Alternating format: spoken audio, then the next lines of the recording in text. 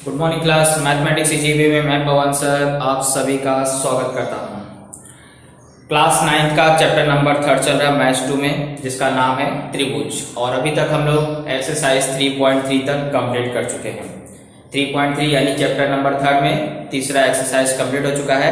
2 exercise और रह गए हैं और दोनों एक्सरसाइज को भी हम लोग जल्दी खत्म करने की कोशिश करेंगे।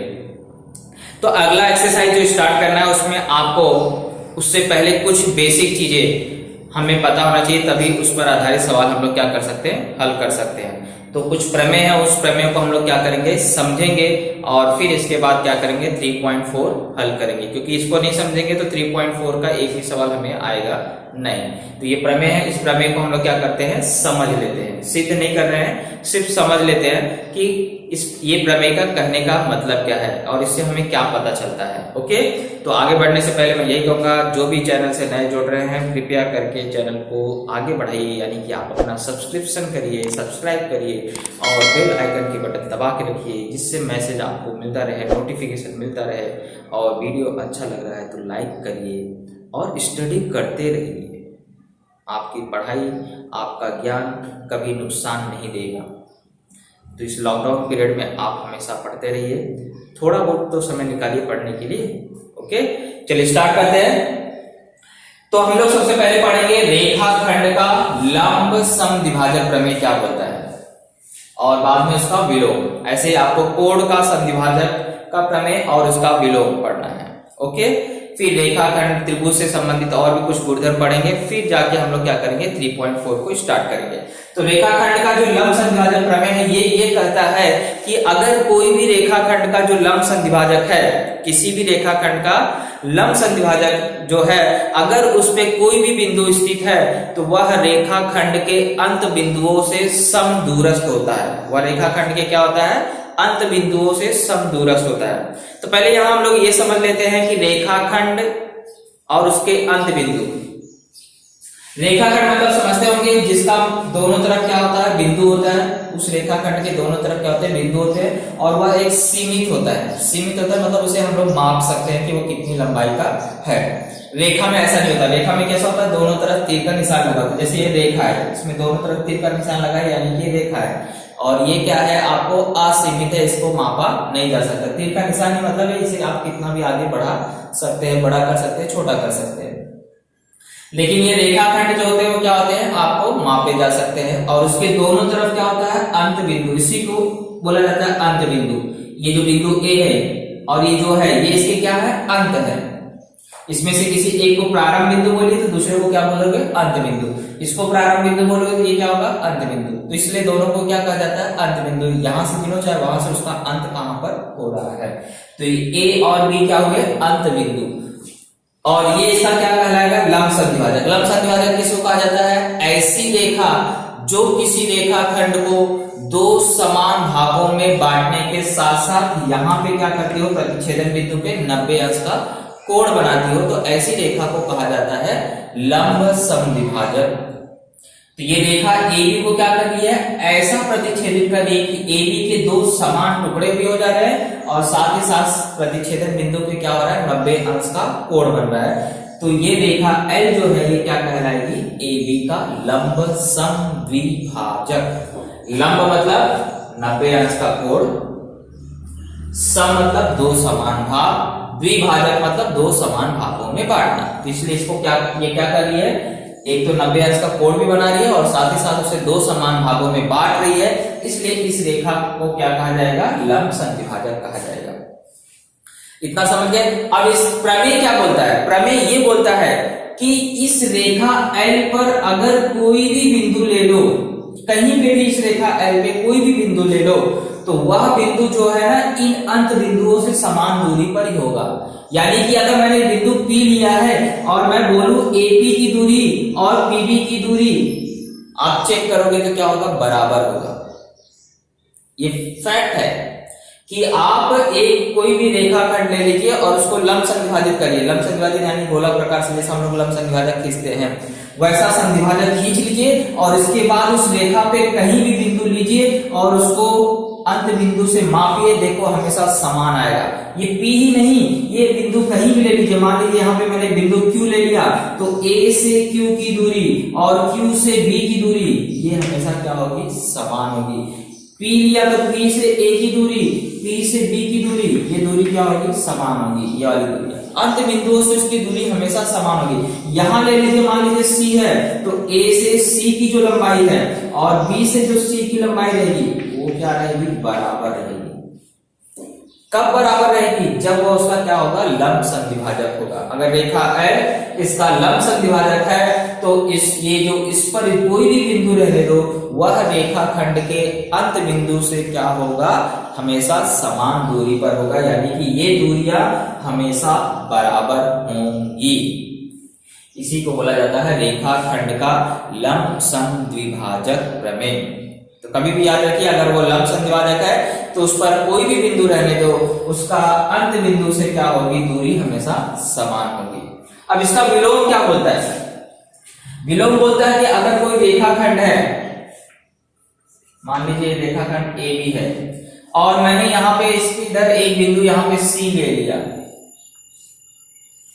एक बिंदु क्या किया, C ले लिया, और C ऐसा है कि A से जो C की दूरी है ना और जो B से C की दूरी है ना, वो क्या है, बराबर है।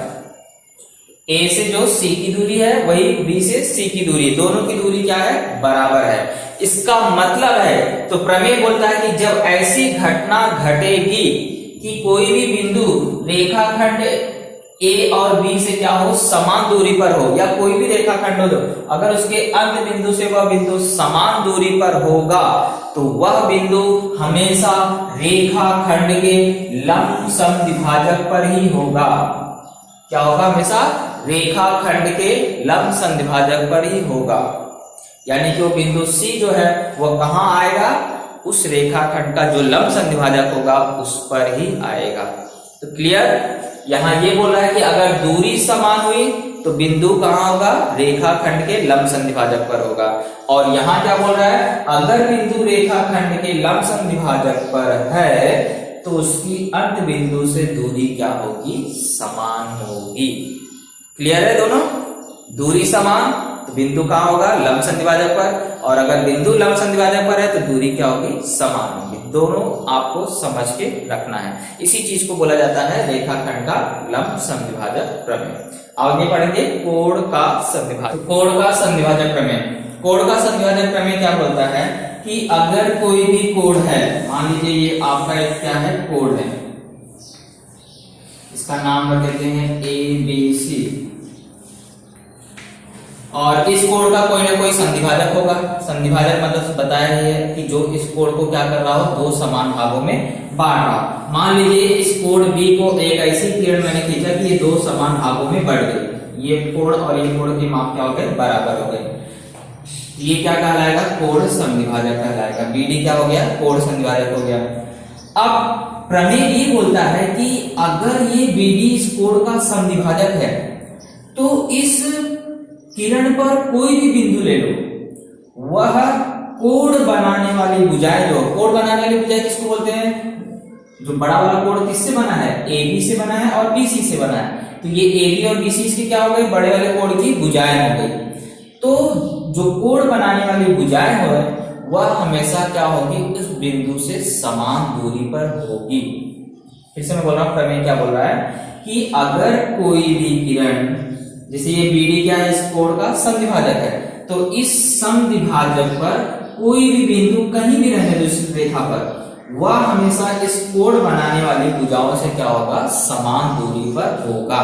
कहने का मतलब है कि अगर यहाँ पे बिंदु P है तो ये जो P है ना, ये भुजा BC से जितनी दूरी पर होगा उतनी ही दूरी पे क्या होगा, बिंदु भुजा AB से भी होगा। वो दूरी हमेशा क्या होगी, समान होगी। कब दूरी समान होगी, जब वह बिंदु कहां रहेगा, कोण समद्विभाजक पर। और दूरी मतलब आपको लंबवत दूरी मापी जाती है, हमेशा ऐसे याद रखिए। मान लीजिए यहां बिंदु Q है, तो ये जो Q से इस भुजा की दूरी है वही सेम दूरी क्या रहेगी, इस भुजा से भी रहेगी। ये दूरी क्या होगी, हमेशा समान रहेगी। अगर बिंदु कहां रहेगा, कोण समद्विभाजक पर रहेगा। तो यही प्रमेय कह रहा है कि अगर बिंदु कोण समद्विभाजक पर स्थित है तो वह कोण बनाने वाली भुजाओं से हमेशा क्या रहेगा, समान दूरी पर रहेगा। बिंदु डी यहाँ पर है, इसका मतलब है कि डी से इसकी दूरी जो है वही सेम दूरी यहाँ पर भी रहेगी, दोनों की दूरी क्या रहेगी, बिल्कुल समान रहेगी अगर बिंदु कहाँ है, कोण समद्विभाजक पर है तो। ओके, और प्रमेय का विलोम क्या बोल रहा है कि अगर कोई कोण है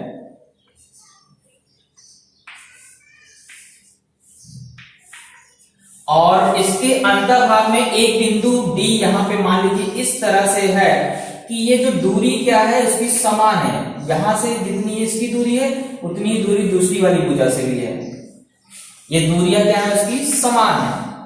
अगर ये दूरियां समान है तो बिंदु डी हमेशा कहां रहेगा, उस कोण के समद्विभाजक पर ही रहेगा। वो बिंदु डी कहां है, उस कोण के समद्विभाजक पर रहेगा।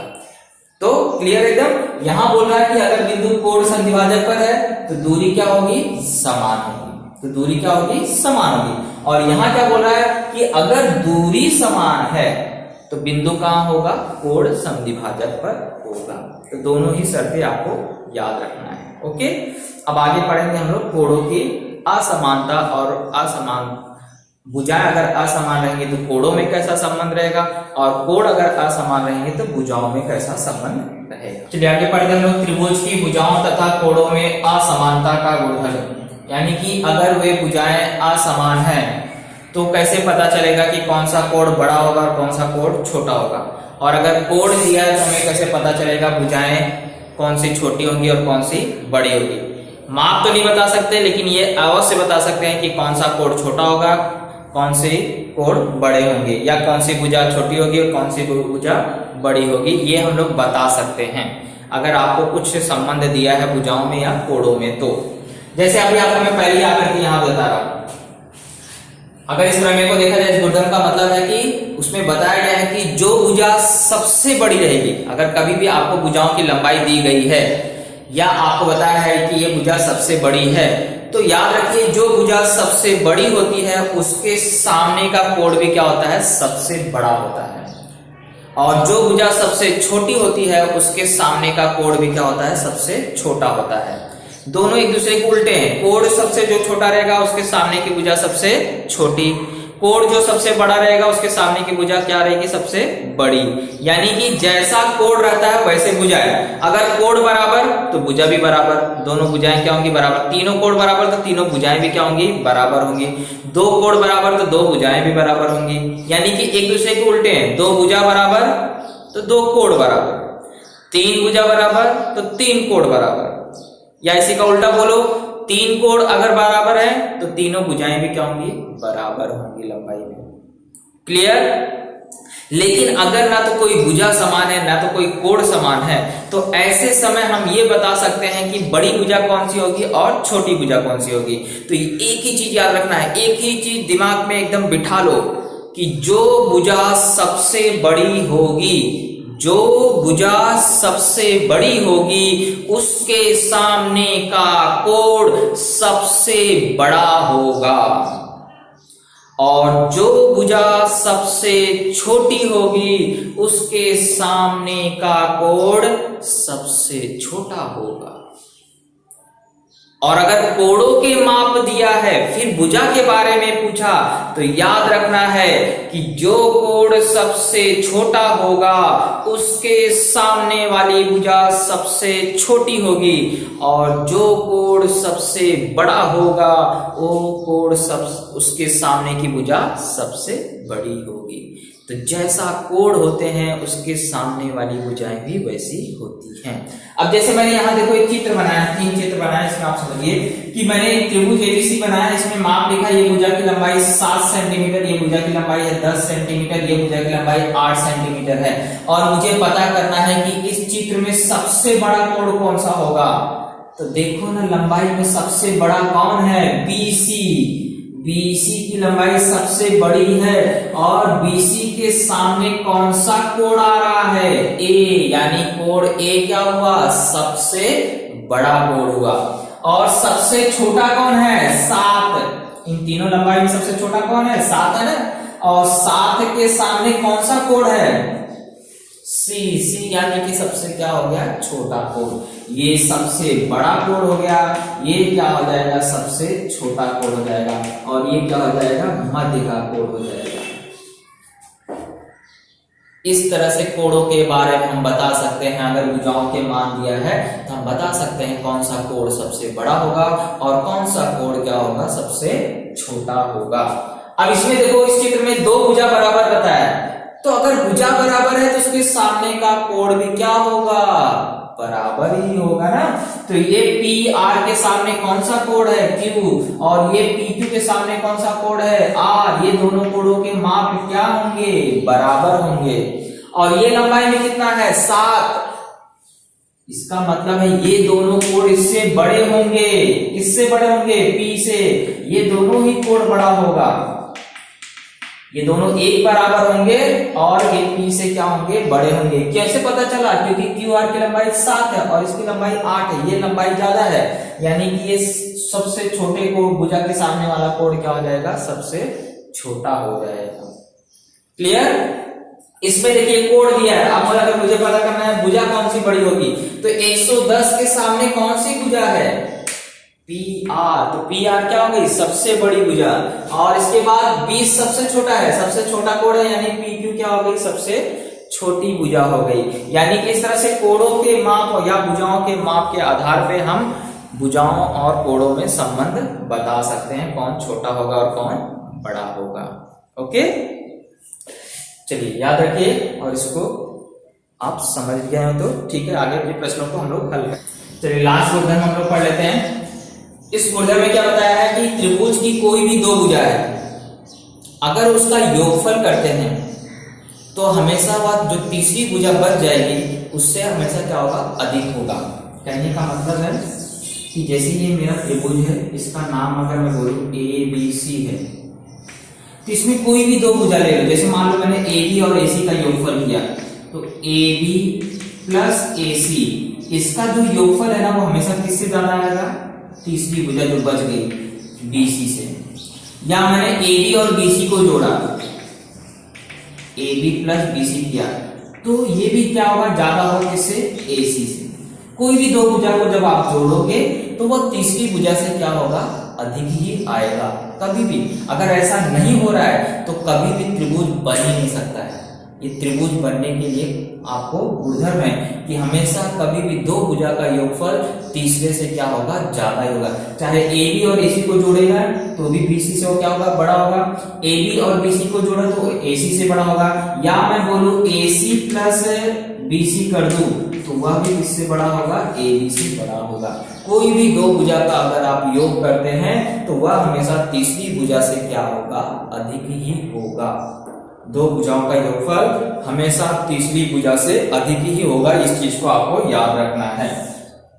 ऐसे सेम अंतर वाला भी है कि अगर कोई भी 2 भुजा का अंतर करे, घटाना करे, तो हमेशा वह तीसरी भुजा से कम आएगा, यानी तीसरी भुजा बड़ी रहेगी और अंतर क्या होगा? कम होगा। जैसे मान लीजिए आपको एक त्रिभुज है PQR, इसमें से जो बड़ी भुजा उसको अगर छोटी भुजा से घटा दें, जैसे मान लीजिए QR में से अगर मैं PQ को घटा दूं तो ये जो है ना इसका माप कम आएगा। किससे कम आएगा? PR से। अंतर करेंगे तो भुजा तीसरी वाली भुजा क्या रहेगी? बड़ी रहेगी। जोड़ करेंगे तो हमेशा तीसरी भुजा क्या रहेगी? छोटी रहेगी। तो अगर QR में से PQ को घटाओगे तो PR क्या हो जाएगा? बड़ा आ जाएगा। और अगर आप PR में से PQ को घटाओगे तो भी क्या हो जाएगा? QR क्या हो जाएगा? बड़ा हो जाएगा। अंतर करने पे तीसरी भुजा हमेशा क्या रहेगी? बड़ी रहेगी। या QR में से अगर आप PR घटाते हो तो भी क्या होगा? आपको PQ क्या हो जाएगा? बड़ा आ जाएगा। तो इस तरह से हमेशा याद रखिए, अंतर करने पे 2 भुजाओं का अंतर हमेशा तीसरी भुजा से क्या होता है? छोटा ही रहता है। और 2 भुजाओं का योगफल करते हैं तो हमेशा तीसरी भुजा से क्या होता है? बड़ा होता है। तो इसी 4 गुणधर्मों का उपयोग करके हमें क्या करना है? एक्सरसाइज 3.4 को सॉल्व करना है, जो कि हम क्या करेंगे? नेक्स्ट लेक्चर में करेंगे।